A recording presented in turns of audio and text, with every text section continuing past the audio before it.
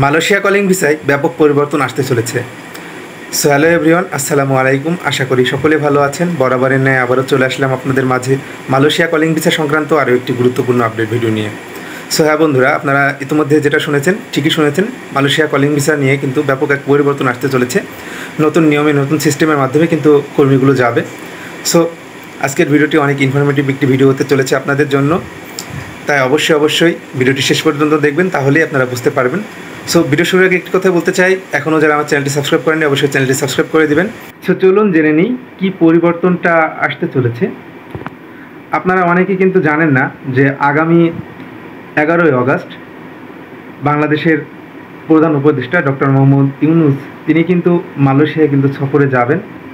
এটা কিন্তু আপনারা অনেকেই কিন্তু শুনেছিলেন যে অগস্ট মাসে যাবে, কিন্তু স্পেসিফিক যে ডেটটা কিন্তু সেটা কিন্তু আপনারা জানতেন না। আগামী 11ই আগস্টে কিন্তু তিনি কিন্তু মালয়েশিয়ায় যাবেন এবং তার যে বন্ধু অর্থাৎ মালয়েশিয়ার যে প্রেসিডেন্ট আনোয়ার ইব্রাহিম, তার সঙ্গে কিন্তু একটা সৌজন্য আলাপ অর্থাৎ তার সঙ্গে কিন্তু একটা গুরুত্বপূর্ণ একটা বৈঠকে কিন্তু বসবেন। অর্থাৎ আপনারা এর আগে কিন্তু একটা বিষয় কিন্তু দেখেছেন যে মালয়েশিয়ার ভিসা নিয়ে কিন্তু ব্যাপক আকারে কিন্তু আসলে এই বৈঠকগুলো হয়েছিল এবং ভিসা খোলা নিয়ে কিন্তু অনেক ধোঁয়াশা ছিল। এর মধ্যেও কিন্তু আমরা খুশির আপডেট কিন্তু পেয়েছি, সেটা হচ্ছে যে মালয়েশিয়া বাংলাদেশিদের জন্য কিন্তু মাল্টিপল এন্ট্রি যে ভিসাটা সেটা কিন্তু রানিং করে দিয়েছে। এটা কিন্তু আমাদের জন্য একটা বড় একটা পাওয়া বিশেষ করে।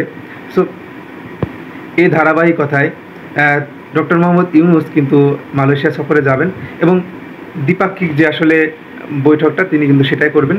তবে বেশ কিছু জায়গায় পরিবর্তন আসবে, অর্থাৎ এটা কিন্তু আমরা ধারণা করছি যে আগে যে মালয়েশিয়া কলিং ভিসায় মানুষ যেত, অর্থাৎ কর্মীগুলো যেভাবে যেত, যে সিস্টেমে যেত এজেন্সি সাব এজেন্সির মাধ্যমে, অর্থাৎ একটা বিশাল আকারের একটা ফ্রড, অর্থাৎ বাংলাদেশে বিশেষ করে, এবং মালয়েশিয়ার নিয়োগকর্তা কোম্পানিগুলোও কিন্তু এই 2 নম্বরের সাথে কিন্তু আসলে সংযুক্ত।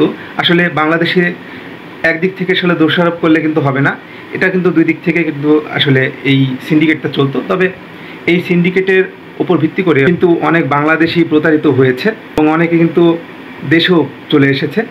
এই সম্মেলনের মাধ্যমে আমরা আশা রাখব মালয়েশিয়া কলিং ভিসা যেন সরকারি মাধ্যমে, সরকারি অনুমোদনকৃত রিক্রুটিং এজেন্সির মাধ্যমেই মালয়েশিয়া কর্মীগুলো যাবে, এমন আশাটা কিন্তু আমরা রাখব।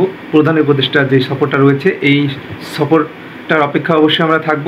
এটাই আসলে একটা বড় আপডেট আমাদের জন্য এবং আমরা আশা রাখবো যে ভিসার দামটা যেন আগের তুলনায় কম হয়, এইটাই যেন পরিবর্তন আসে এবং পরিবর্তনটা যেন এটাই হয়। সকলে ভালো থাকবেন, সুস্থ থাকবেন।